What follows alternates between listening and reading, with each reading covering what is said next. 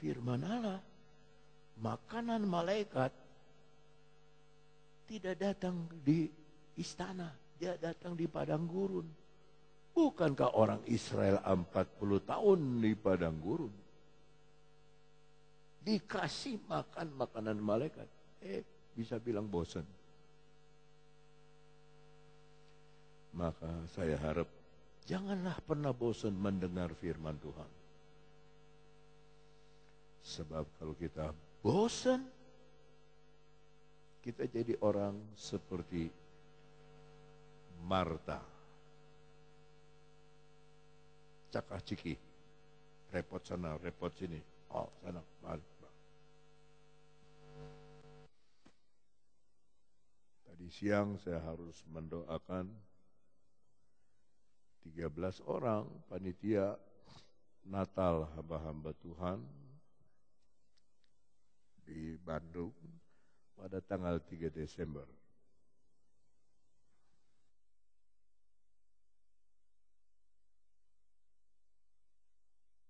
4, 5, 6, 7, 8, 9. Jadi kalau 3 masih boleh lah. 1 minggu sebelum pemilu, pilkada, ada masa tenang. Maka dipilih tanggal 3.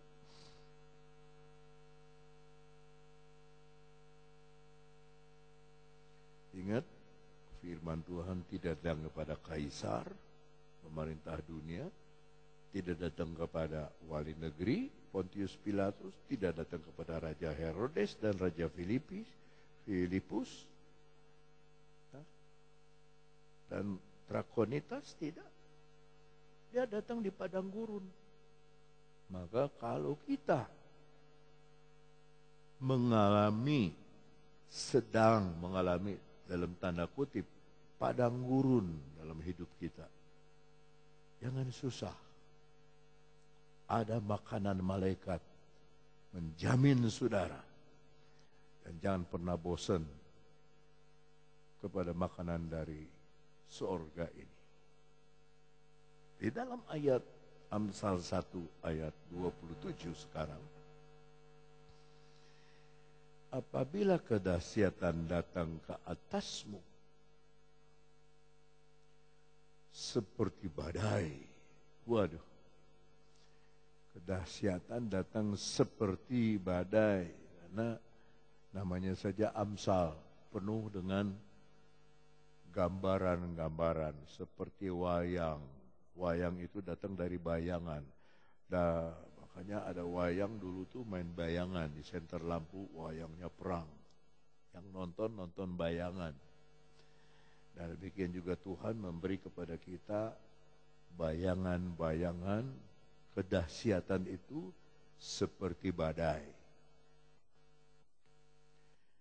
Dan celaka melanda kamu seperti angin puyuh. Jadi kita bisa bayangkan badai itu seperti apa, angin puyuh itu seperti apa. Ketika di televisi dikasih lihat badai yang akan melanda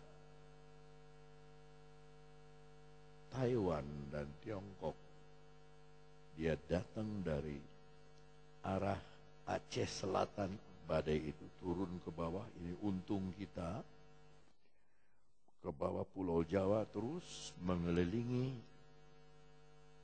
Ambon, terus ke sana, terus belok kanan dari Taiwan itu dia tidak ke Jepang, dia ke kiri meniup, ya warnanya itu merah kalau di televisi, tiup sampai ke Tiongkok. Ketika saya lihat digambarkan sama seperti naga.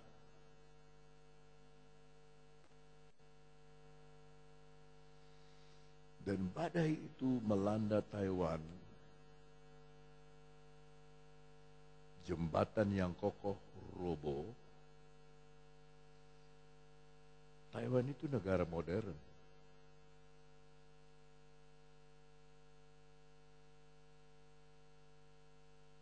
Mobil bisa bertumpuk-tumpuk. Itu badai.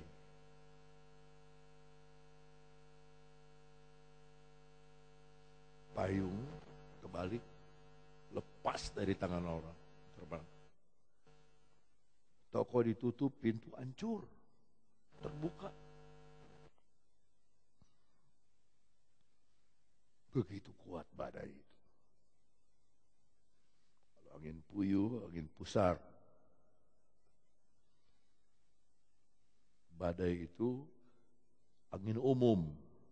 Dia tidak lihat rumah siapa, dia tidak lihat tanah siapa, dia tidak lihat, akan datang kepadamu. Tapi angin puyuh terpilih. Di satu tempat dia muter, banyak orang nonton. Rumah aja di Temanggung bisa terangkat oleh angin puyuh. Beruntunglah kita tidak pernah mengalami badai dan angin puyuh. Paling angin besar, pohon roboh. Di Bogor itu pohon roboh menimpa mobil, gergaji. Tapi angin puyuh itu di Temanggung pernah terjadi. Satu rumah bermocorah yang suka lempar kaca gereja Pantai Kosta sampai 3 kali, diangkat sama angin puyuh, dijatuhkan lagi, rata sama tanah. Dan kampung itu biasa mengeluarkan orang-orang jahat. Kampung di situ bromocora, begal-begal datang dari kampung itu berubah. Sekarang kampung itu disebut Kampung Pantai Kosta. Dari lurah sampai rakyat biasa jadi percaya kepada Yesus. Nah, ada badai dan angin puyuh yang mengakibatkan orang bertobat. Tapi badai ini membayangkan apabila kesukaran dan kecemasan datang menimpa kamu. Ini sikon, situasi dan kondisi kalau kita keras hati. Saya nggak mau kebaktian kalau dia masih nyanyi. Saya nggak mau kebaktian kalau dia masih pimpin pujian. Saya nggak mau kebaktian. Apa saudara mau menantang badai? Badai itu hambanya Tuhan.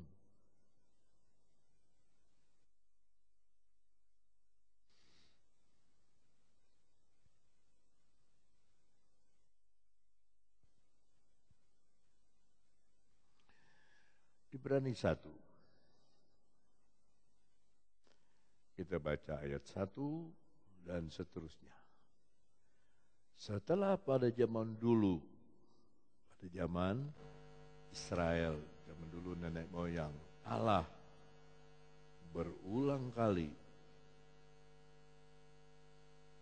bisa ulangi kata berulang kali, dan dalam berbagai cara, dengan cara macam-macam, berbicara kepada nenek moyang kita dengan perantaraan nabi-nabi. 2. Maka pada zaman akhir Ia telah berbicara kepada kita dengan perantaraan anaknya yang telah Ia tetapkan, yang saya mungkin sudah khotbah sampai di situ, appointed, sudah ditentukan sebagai yang berhak menerima segala yang ada, segala pujian, segala hormat, segala syukur. Dia yang berhak. Berarti kita tidak punya hak. Hanya Tuhan yang punya hak. Dipuji, disembah, diagungkan.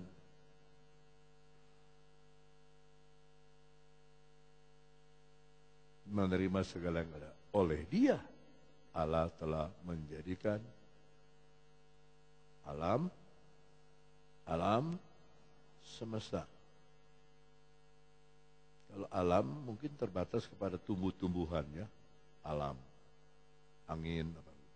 Kalau semesta itu sampai langit tingkat ketiga, itu dia yang bikin kok. 3. Ia adalah cahaya kemuliaan Allah dan gambar wujudnya Allah. Ingat wayang golek tadi? Cahaya kemuliaan Allah tuangkan kepadanya dan menopang segala yang ada dengan firman-Nya yang penuh kuasa. Dan setelah ia selesai mengadakan penyucian dosa di sorga, ia duduk di sebelah kanan yang maha besar di tempat yang tinggi. 4. Jauh lebih tinggi daripada malaikat, sama seperti nama yang dikaruniakan kepadanya, jauh lebih indah daripada nama mereka. Saudara kasih nama apa Yesus? Pintu, lebih indah dia. Saudara kasih nama apa? Gembala yang baik, dia lebih indah. Nabi apa yang saudara sayang? Musa, Elia, Elisa, dia lebih indah. Bariskan nama-nama terkenal di dunia, Yesus lebih indah dari semua. Ayat 5. Karena kepada siapakah di antara malaikat itu pernah ia katakan, anakku engkau telah kuperanakan pada hari ini? Enggak pernah. Allah Bapa berfirman kepada malaikat, anakku engkau. Atau aku akan menjadi bapaknya dan ia malaikat akan menjadi anakku. Enggak pernah. 6. Dan ketika ia membawa pula anaknya yang sulung ke dunia, ia berkata, semua malaikat Allah malaikat aja harus menyembah, apalagi kita. 7. Dan tentang malaikat-malaikat ia berkata, yang membuat malaikat-malaikatnya menjadi apa? Badai. Dan pelayan-pelayannya menjadi nyala api.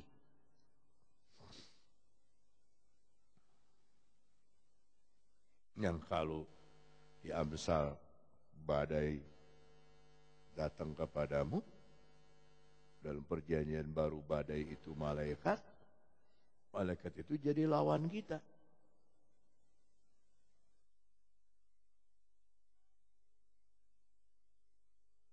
Ngeri betul, saudara. Tetapi kita melihat ayatnya yang ke-28 sekarang. Ini baru ya, ayat Amsal 1 ayat 28 baru ini.